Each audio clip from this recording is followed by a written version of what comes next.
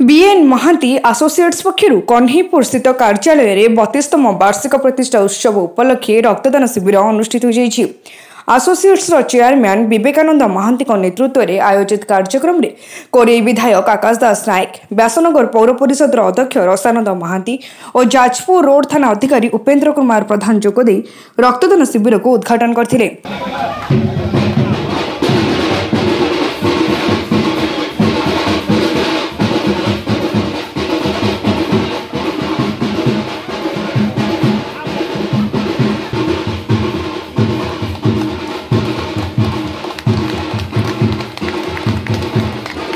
ଏହି କାର୍ଯ୍ୟକ୍ରମରେ ଅନେକ ଆଇନଜୀବୀ ଯୋଗ ଦେଇ ନିଜ ନିଜର ରକ୍ତଦାନ କରିଥିଲେ।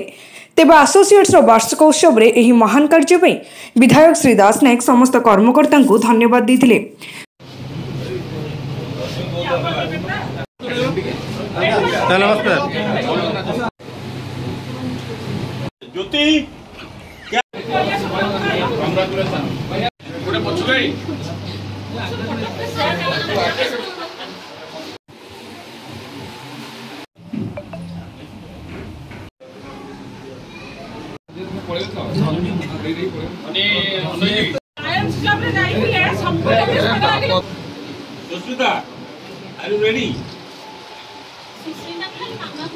आज बड़ खुशी कथा है व्यासनगर सहर जाजपुर जिलार सुप्रतिष्ठित लयर विवेकानंद महांती बीएन आसोसिएट्स 25 वर्ष पूर्ति अवसर में रक्तदान शिविर आयोजन होती विगत दिन समस्त जानते सम्मान्य विवेकानंद बाबू व्यासनगर सहर सबुठ छोट बड़ कम समस्त सामाजिक संगठन संगे संश्लिष्ट था 32तम जो अनुष्ठान पूर्ति होती अवसर में बहुत बहुत शुभेच्छा और अभिनंदन जनाऊँ। सहित जो मैंने रक्तदान कर बहुत काम कर बहुत बहुत शुभेच्छा।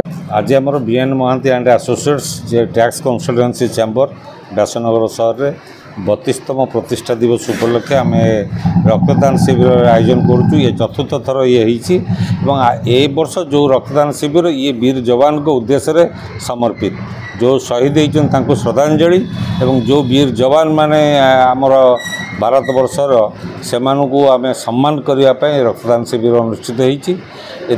प्रॉपर ग्रीष्म रे रक्तर बहुत आवश्यकता अच्छी जीवन दान पाई तेणु आम बीएन महांती एंड एसोसिएट्स तरफ आम मे 14 तारीख रक्तदान शिविर आयोजन कर जाजपुर व्यासनगर ज्योति प्रकाश भूंगे रिपोर्ट तीर्थक्षेत्र लाइव।